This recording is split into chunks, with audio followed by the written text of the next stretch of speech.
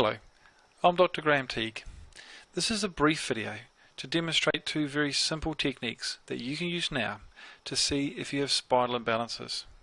Now it's these imbalances that cause your pain, whether you have low back pain, sciatica, neck or even upper back pain.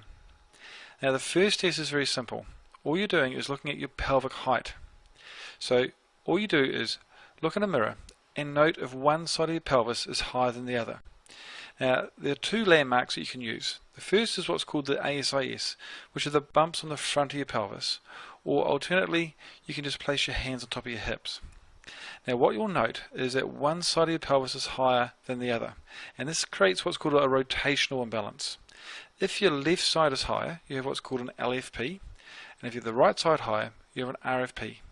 Now, the bigger the height change, the bigger the imbalance is occurring in your spine. And also you can look at the side view of your posture, and this is what detects what's called a tilt type imbalance, where you can have a sway back where the curve in your low back is a lot greater, or you may have a flattened spine. Now it's the pelvis which is the foundation of your spine, and it's the imbalances that are centered around here that can create pain throughout your spine, causing both muscle as well as joint tension. Now, a second test that you can use, which also confirms these imbalances, is what's called a straight leg raise.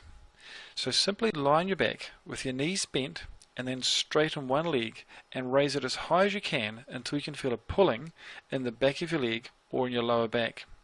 And then just repeat this for the other side. Now there are two things that you will note.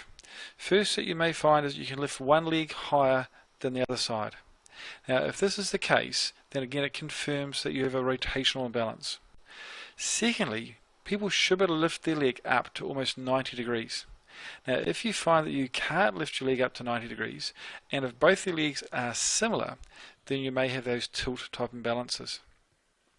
But these two simple tests indicate that there are imbalances in your spine.